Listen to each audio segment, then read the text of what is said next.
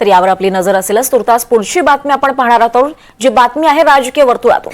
खासगी सचिव नियुक्तीवरून शिवसेनेच्या मंत्र्यांना मुख्यमंत्र्यांनी सूचक इशारा दिलाय, अशी सूत्रांची माहिती आहे. एनडीटीव्ही मराठी बातमीचा हा इम्पॅक्ट आहे. ज्या खासगी सचिवांच्या नावाला मुख्यमंत्री कार्यालयाकडून अद्याप हिरवा कंदील मिळाला नाही, अशा सर्व अधिकाऱ्यांना तात्काळ त्यांच्या मूळ खात्यात रुजू होण्याचे आदेश दिलेत, अशी माहिती सूत्रांनी दिली आहे.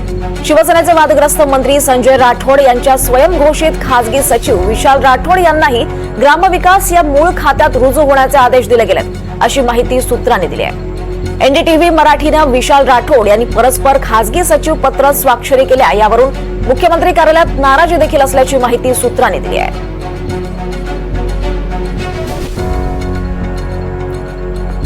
या संदर्भात अधिक माहिती घेऊयात. आपल्यासोबत आपले प्रतिनिधी सागर कुलकर्णी आहेत. सागर, या बातमीचा आपण पाठपुरावा केला होता आणि याचा इम्पॅक्ट आता दिसून येतोय. खासगी सचिव नियुक्तीवरून शिवसेनेच्या मंत्र्यांना आता मुख्यमंत्र्यांनी सूचक इशारा दिलाय. खासगी सचिवांचे परस्पर नियुक्ती जो विषय होता आणि मुळात काही नावांवर राज्याचे मुख्यमंत्री कार्यालयाकडनं हिरवा कंदील दिला नव्हता, तरी देखील विशाल राठोड सारखे काही अधिकारी होते की जे पत्रांवर परस्पर सह्या करत होते आणि मिटिंग्स लावत होते. तसंच जी माहिती उपलब्ध होती त्यानुसार काही फायलींवर त्यांनी सह्या केल्याची माहिती सुद्धा उपलब्ध होती. यामुळे याची गंभीर दखल जी आहे ती राज्याचे मुख्यमंत्री देवेंद्र फडणवीस यांनी घेतलेली आहे. एनडीटीव्ही मराठीने सुद्धा विशाल पाटील यांचे जे हे कारनामे आहेत त्याच्या संदर्भात वृत्त दाखवलं होतं आणि यानंतर आता या महत्वाच्या घडामोडी घडताना दिसत आहेत.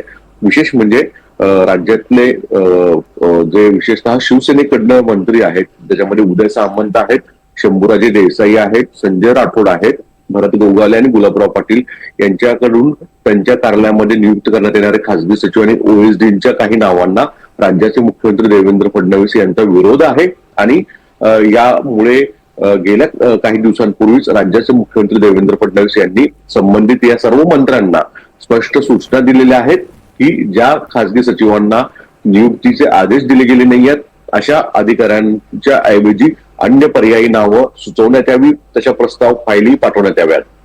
यामुळे विशाल राठोड सारखे जे अधिकारी आहेत त्यांना आता मूळ खात्यामध्ये त्यांच्या म्हणजे जे उसनवारीवर इकडे आले होते किंवा डेप्युटेशनच्या काही लोकांच्या संदर्भामध्ये झाले होते ते त्यांना आता त्यांच्या मूळ खात्यामध्ये द्यावं लागणार आहे.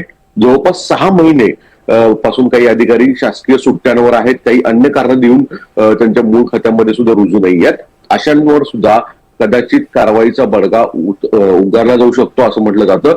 डिपार्टमेंटल इन्क्वायरी जी आहे, खातेनिहाय चौकशी सुद्धा होण्याची शक्यता वर्तवली जात आहे. तात्काळ त्यांच्या मूळ खात्यामध्ये जे आहेत तिथे रुजू होण्याच्या सूचना सुद्धा दिल्या आहेत.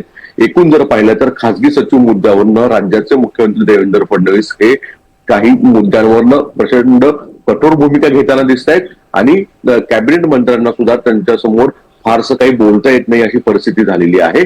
यामुळे प्रशासकीय विभागामध्ये सज्जड दम देण्याचा प्रयत्न राज्याचे मुख्यमंत्री देवेंद्र फडणवीस करू पाहत आहेत.